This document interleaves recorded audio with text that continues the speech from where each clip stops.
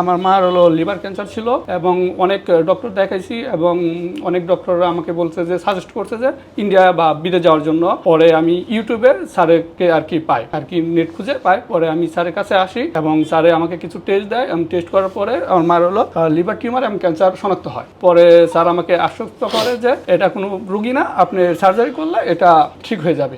পরে আমি কোনো সময় নিইনি, এক সপ্তাহের ভিতরে আমি স্যারের উপর বিশ্বাস রেখে সার্জারিটা করি। আলহামদুলিল্লাহ এখন আমার মা অনেক সুস্থ আছে। আমরা 2 বছর আগে সার্জারিটা করি, বাট 2 বছর পরেও আমরা এখনো অনেক ভালো আছি। স্যারকে অসংখ্য ধন্যবাদ। আসসালামু আলাইকুম, আশা করি দর্শক মণ্ডলী ভালো আছেন। আমি ডাক্তার মুস্তাফিজুর রহমান, সহযোগী অধ্যাপক, হেপাটোবিলিয়ারি অ্যান্ড প্যানক্রিয়াটিক সার্জারি, পাশাপাশি এএমজেড হেপাটোবিলিয়ারি অ্যান্ড প্যানক্রিয়াটিক সেন্টারের চিফ কনসালটেন্ট হিসেবে কাজ করছি।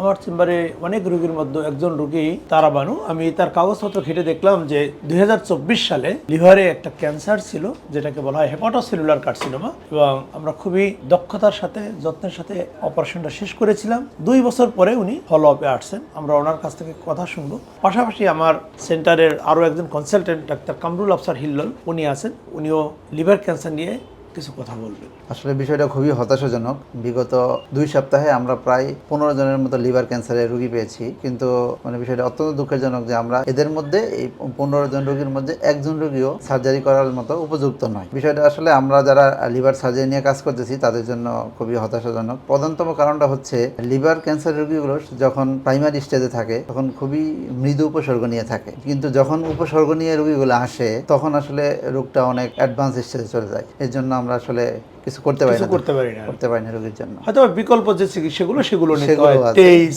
বা অ্যাবলেশন বা প্যালিয়েটিভ যে সার্জারি, কিউরেটিভ সার্জারি সম্ভব হয় না। জি, ডাক্তার কামরুল আফসার একেবারেই সঠিক কথা বলেছেন যে লাস্ট 15 দিন আমরা 16 জন লিভার ক্যান্সারের রোগী দেখলাম, যার একজনকেও অপারেশন করার মতো সম্ভব ছিল না। এর কারণ হলো শুধু লিভার ক্যান্সারের ক্ষেত্রেই নয়, বেসিক্যালি আমাদের মানবদেহের প্রতিটি অঙ্গেই কিন্তু ক্যান্সার হয়। ক্যান্সারের 4টি স্টেজ থাকে, প্রথম, দ্বিতীয়, তৃতীয়, চতুর্থ। প্রথম এবং দ্বিতীয় স্টেজে যখন কোনো ক্যান্সার থাকে সাধারণত তেমন কোনো উপসর্গ থাকে না, খুবই মৃদু উপসর্গ।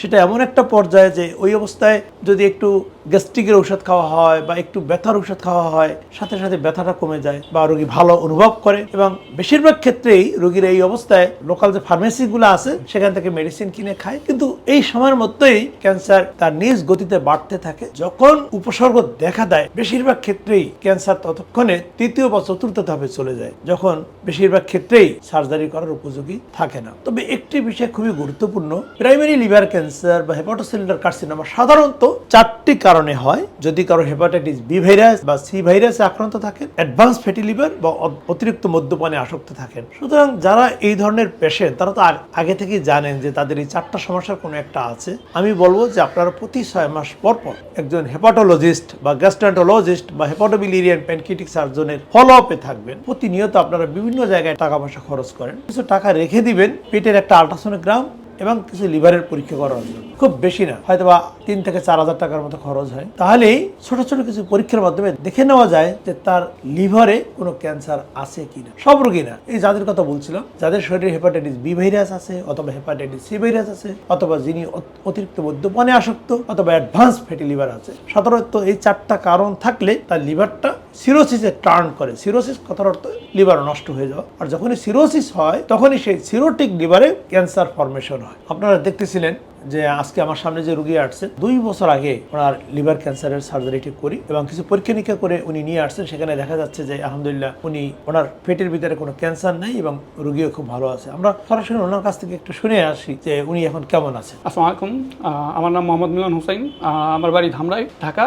আমার মার হলো লিভার ক্যান্সার ছিল এবং অনেক ডক্টর দেখাইছি এবং অনেক ডক্টররা আমাকে বলছে যে সাজেস্ট করছে যে ইন্ডিয়া বা বিদেশ যাওয়ার জন্য। পরে আমি ইউটিউবে স্যারকে পাই নেট খুঁজে পাই। পরে আমি স্যারের কাছে আসি এবং স্যারে আমাকে কিছু টেস্ট দেয় এবং টেস্ট করার পরে আমার মার হলো লিভার টিউমার এবং ক্যান্সার শনাক্ত হয়। পরে স্যার আমাকে আশ্বস্ত করে যে এটা কোনো রুগী না, আপনি সার্জারি করলে এটা ঠিক হয়ে যাবে। পরে আমি কোনো সময় নিইনি, এক সপ্তাহের ভিতরে আমি স্যারের উপর বিশ্বাস রেখে সার্জারিটা করি। আলহামদুলিল্লাহ এখন আমার মা অনেক সুস্থ আছে। আমরা 2 বছর আগে সার্জারিটা করি, বাট 2 বছর পরেও আমরা এখনো অনেক ভালো আছি। স্যারকে অসংখ্য ধন্যবাদ। এখানে একটি বিষয় খুবই গুরুত্বপূর্ণ, সেটি হলো যে অনেক সময় রোগী বা রোগীর অ্যাটেন্ডেন্স লিভার টিউমার এবং লিভার ক্যান্সারকে গুলিয়ে ফেলেন। লিভার টিউমার এমন, সেটি যে সাইজেই পৌঁছুক না কেন সেটি সার্জারি করা সম্ভব, 20 সেন্টিমিটার 25 সেন্টিমিটার কোনো সমস্যা নেই। কিন্তু যদি লিভার ক্যান্সার হয়, যেটাকে বলা হয় হেপাটোসেলুলার কার্সিনোমা, সেক্ষেত্রে কিন্তু 5 সেন্টিমিটার, কোনো কোনো টেক্সট বুকে বলে 7.5 সেন্টিমিটার পর্যন্ত সার্জারি যদি করা হয় রোগী বেনিফিটেড হয়, রোগী উপকৃত হয়। কিন্তু তার বড় যদি হয়, অর্থাৎ 7.5 সেন্টিমিটারের বড় যদি ক্যান্সার থাকে, সেক্ষেত্রে যদি অপারেশন করাও হয় রোগী খুব বেশি উপকৃত হবে না। এজন্য এই সকল ক্ষেত্রে অপারেশনকে অ্যাভয়েড করার কথা বলা হয়।